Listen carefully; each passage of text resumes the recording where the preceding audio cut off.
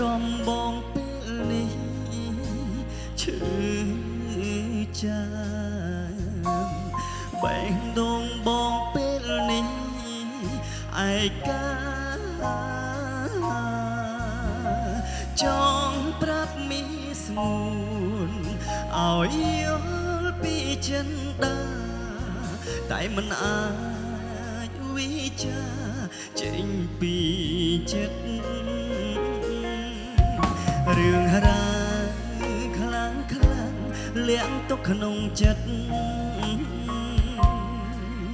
ចង់សារភាពប្រាប់ស្រមិត្តថាបងឈឺចាតើគូនេះយ៉ាងណាមិនហ៊ានស្ដីមិនហ៊ានសារស័ព្ទ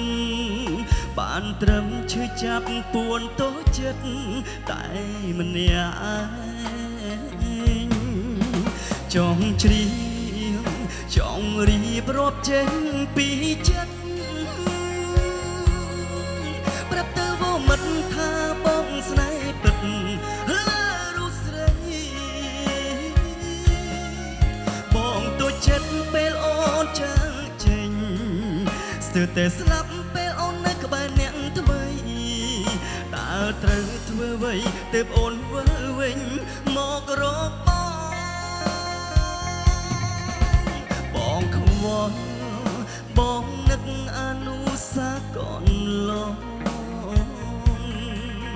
ព្រឹងសំដែងនៅមុខនួនឡងក្រែងអូនស្រណោ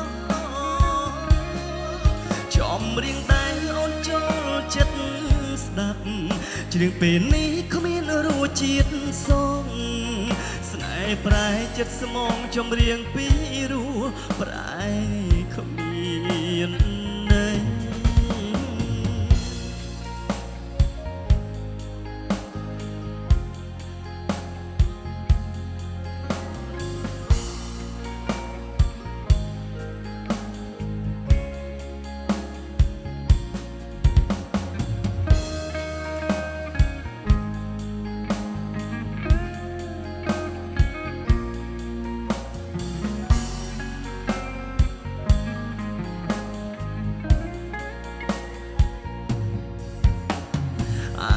រំបងពេលនេះ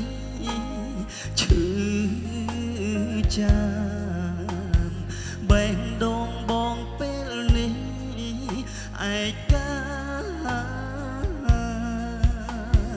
ចង់ប្រាប់មីស្ងួនឲ្យយល់ពីចិនដាតែមិនអាចវិចាចេញ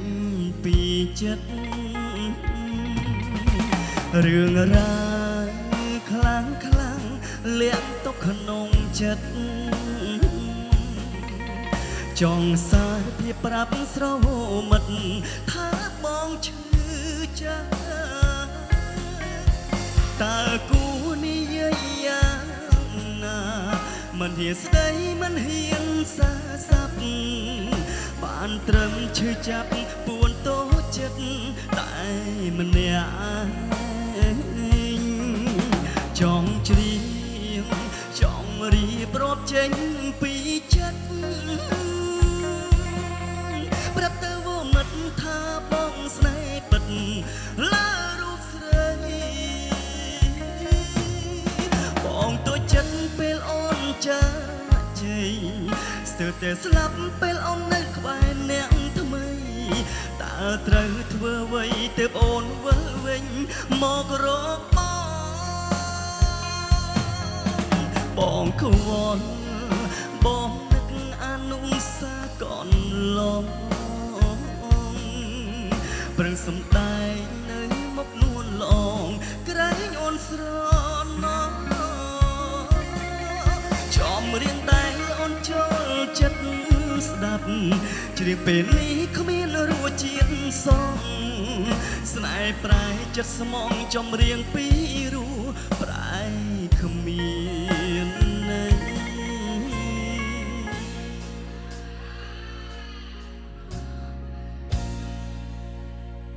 បាទអរគុណច្រើនសម្រាប់ស្នូទៀតដែរ